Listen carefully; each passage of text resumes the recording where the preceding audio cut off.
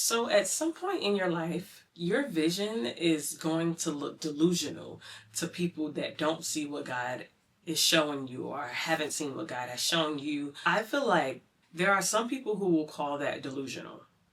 And then there's a special kind of people that will call that having faith. We're going to talk about how having a delusional mindset actually changed my life.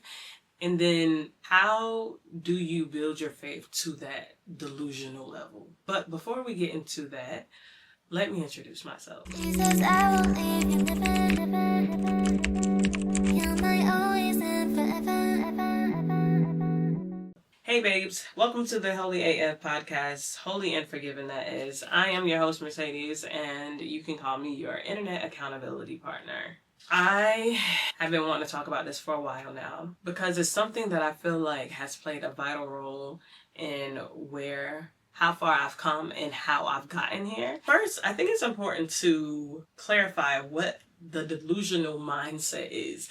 I feel like some people will hear that and they'll think of it as something negative, and it's not meant to be that. So let me tell you what the delusional mindset is not, to just clarify.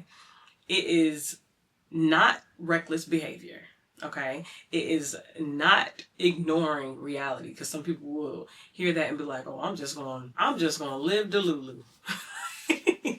That's not what I mean. So, and I feel like when you say something like that, you're just automatically dismissing reality. No, that's not a healthy thing. You don't need to do that. It's not that fake manifestation talk, and it's not sitting around wishful thinking. There's actions that actually go into having this mindset as well.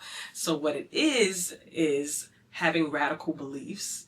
It's performing faith-fueled actions. It's moving before you see evidence, moving before you have evidence. And that would basically go along with just trusting God's preview of your life. I'm a strong believer that God gives you, when you have visions, when you see yourself doing things, higher things, better things, I'm a strong believer that those are visions that come from God, and it's God giving you a preview of what your life could be if you stick to your calling, if you stick to the plan. So I'm not talking about being disconnected from reality. I'm more so talking about being connected to whatever your calling is. So first and foremost, I think it's important to note that having a delusional mindset is all about having crazy faith. It's not a thing of you just going crazy or just being naive. It's about having that faith, and everyone knows that faith is trusting things in which you cannot see. Having that to fuel you and get you to where you want to be, where you know you're supposed to be in this life. So I feel like my perspective from most people might be a bit different, because what some would call delusional, my faith calls that just being obedient and sticking to the process, believing what you cannot see and sticking to what God is calling you to do, and going through the process, not knowing exactly all the obstacles you're going to face, but still just sticking with it anyways. Now, when God gives you a vision, I feel like, you know how you come up with a new idea and you get excited about the idea, and your mind just starts going. Like you're just thinking about how big this thing can be, thinking about all the things you have to do to accomplish it. I feel like when you're first given that vision, that time period can feel kind of uncomfortable because of how overwhelmed you are. It's something new. It's a new idea that's being introduced to you. You want it all of a sudden so badly. You might know all the things that it could possibly take for you to get to where you want to be, but because you're thinking so much, you become overwhelmed. But I think it's important for you to note that the very first thing that's going to go into you having that vision is building your faith so that you can follow through with that plan or that calling. And that's where that delusional mindset come into play. What do you need to do to build that faith to that level? I think the first step that would go into that is having like a daily reset. It's going to be something that has to occur daily in order for you to build that faith. The first part of that is changing your language. I don't think people realize how important it is for you to speak highly of yourself. Pay attention to how you talk about yourself. Pay attention to how you talk about your own life. Naturally, you'll say things like, and I'm guilty of it too, so I know. Naturally, we say things like, man, I'm trying to get to, hopefully I'll be able to one day. If I'm able to, I feel like when you speak like that, you're already putting your goals in a box of just a possibility and not something that would definitely happen. No.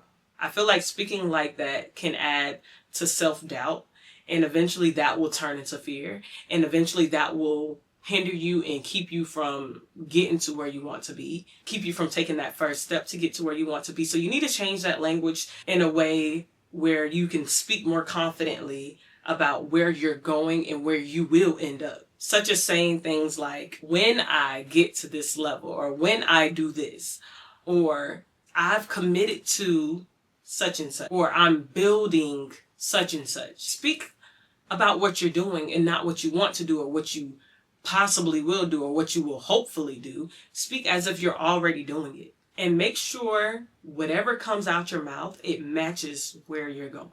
The power of the tongue is so valuable, and it's so oftenly underestimated. And this might sound a bit cliche, but it's a very true thing.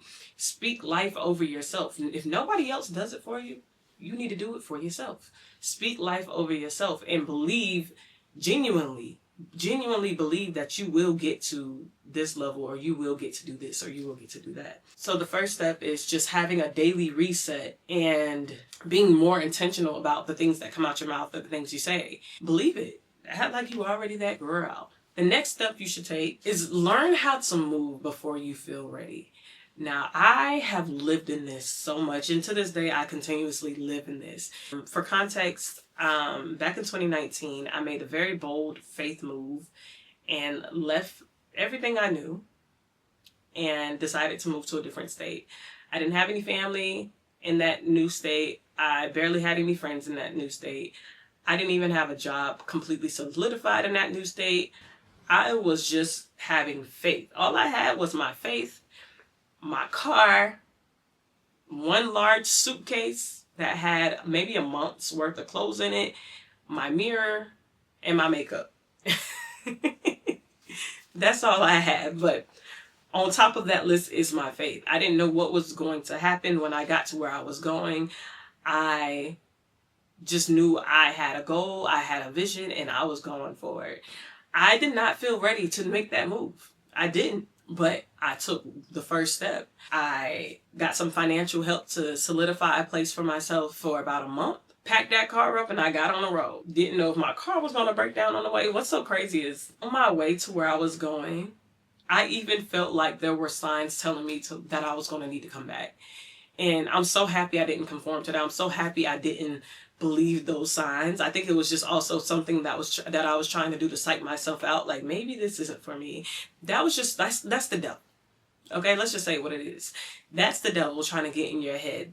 On my way, where I was going was 6 hours away. Yeah. As I'm driving, y'all, lie to you not, I wear contacts. I cannot see without my contacts. Why did one of my contacts fall out?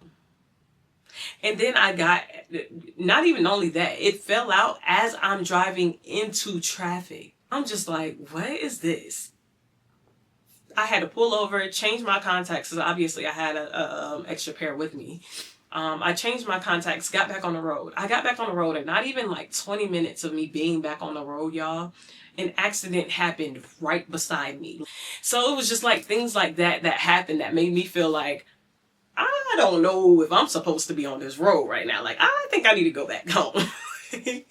But I ended up proceeding. I'm so happy I did.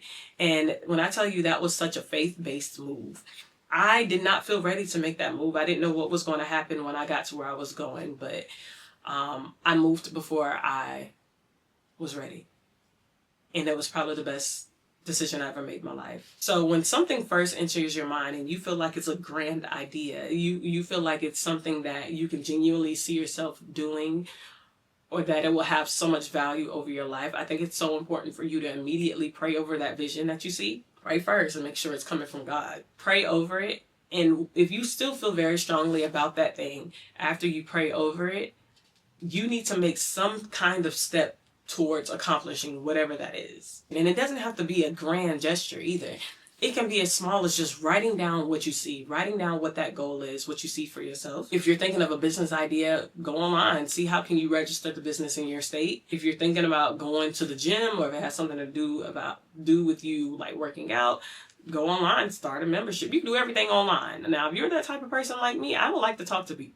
I like to just be able to do everything online and just get it done. Most things nowadays, you can do it online, so there's no excuse to that. So go online, start that membership. If you have a content idea, if you want to start a podcast, just sit down, film the first video. At least if all you have is your phone, turn the phone on. Now, you might gotta invest a little bit. I'm not gonna lie. Let's be realistic here. You need something to sit your phone on. You might have to get a tripod, but if you don't have a tripod, just sit it on your desk for now and back up and start talking. Okay? But if you can, I would say invest in like a simple tripod and some simple lights. It don't have to be anything super expensive. It can be very, very small, very minimalistic. And then when you start building on it, then you can get the more high-tech equipment and stuff like that. But things that small can help you kickstart where you want to be or kickstart that vision. If you're thinking about launching a brand, go online and order some samples. Go on Alibaba. Go on, I don't care if you go on Temu. Go on Shein. Go on whatever. Order some, just find something that you can kind of go off of. If you want to lose weight or if you plan on losing weight, just go outside and walk for about 20 minutes. Walking is actually very therapeutic. So, I mean, I recommend it. I highly recommend it for anybody. If you want to start that podcast, I would just say, like, sit down and outline what your first episode would be. Or even before then, if you want to be more creative, if you want to be more intentional about your podcast, write down some podcast names. What does your podcast mean? Who would be your audience? What do you want to accomplish out of that podcast? Is there somebody you want to help, or do you want to help people?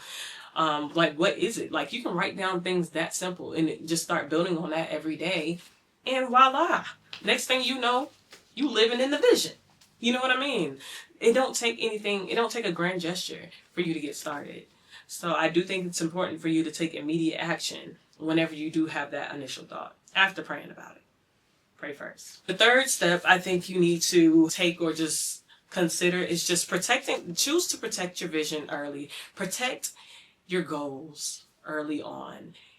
You do not need to announce everything. My goodness. You do not need to tell, I don't care if you're talking to your best friends. I don't care if you're talking to your mama, your daddy, your brother. I don't care if you're in a relationship and you're talking to your partner. Even then, like, it's not necessary for you to announce everything or all the goals that you want to accomplish, because I feel like when you're too open about those things, when you're too open about your goals and what you want to accomplish, I feel like you're also creating too much room for opinions from other people. What I say in the beginning, some people are not going to be able to see your vision. Some people will say, "Oh yeah, you're delusional. Oh yeah, you're crazy. Oh, that's too big of a goal for you." You don't want to create too much space for people's opinions because it can distract you. And as much as we all would want to say, or, "Oh yeah, I don't care what people say." Yes, you do. Unfortunately, most of the time we care about what people say and what their opinions are, but you don't even give them room to give an opinion. Keep your goals to yourself and just let them see the outcome of it. It's nobody's business what you want to accomplish this year or this quarter or the next quarter. It is not necessary for you to share that information with people. Just do it. I feel like some people share that, if they overshare that kind of information because they want validation from people. They want people to tell them it's a good idea or not. Who cares if the next person thinks it's a good idea? It's your vision. You're having it for a reason. Stick to your guns. Some of y'all are not where y'all want to be because y'all put people in your business too much. I'm just saying. And then some of y'all are not where y'all want to be because y'all are minding other people's business too much. I'm just saying. Most dreams need privacy before promotion. Stop promoting your dreams. Stop promoting your goals. Sit in private. Let it stay with you in private and just work towards those things. People will see the outcome of it. That's all they need to see. Now, honestly, they don't even need to see that. If they choose not to see that too, then whoop-de-doo. Okay? You're not doing it for anybody else. You're doing it for yourself. And you're doing it because God is calling you to do that thing. So make sure you have a separation there. Another part of protecting your vision early is auditing your circle. Let me tell you something. Everybody cannot go. They simply cannot. And as much as you want them to, if you're a pure or genuine person like myself, you want the best for everybody around you. You want them to be a part of what you have going on, and you want to be a part of what they have going on. But life isn't that simple. And honestly, I wish it was. But life isn't that simple, and it's never going to be. Everybody cannot go. As time passes, you get better at releasing people that are no longer meant for the season that you're in. Sometimes people in your life are seasonal.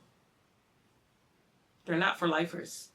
They're not supposed to be for lifers. They're supposed to be there for that moment to teach you certain things, to show you certain things. I feel like everybody that you encounter in this life and everybody you allow to be a part of your life, they're there for a reason, and sometimes that reason expires. There's expiration dates to these reasons. So you have to learn how to audit your circle and let people go.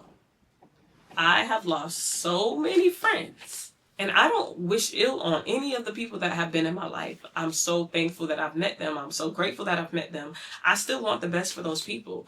Yeah, some of those people we would never be able to see eye to eye again, but I don't want bad for them. I don't wish bad on them.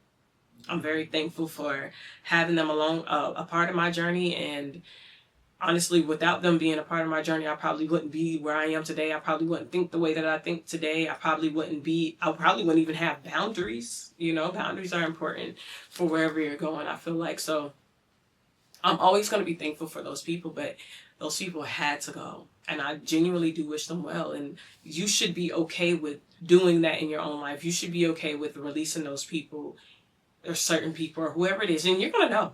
You're going to know whoever it is that needs to go, you're going to know. Their presence isn't going to sit right with your spirit. If someone isn't meant to be in your life anymore, their presence will not sit right with your spirit. Sometimes you'll be in the middle of a conversation with them and be like, what are we even talking about? Like, why are we even talking about this?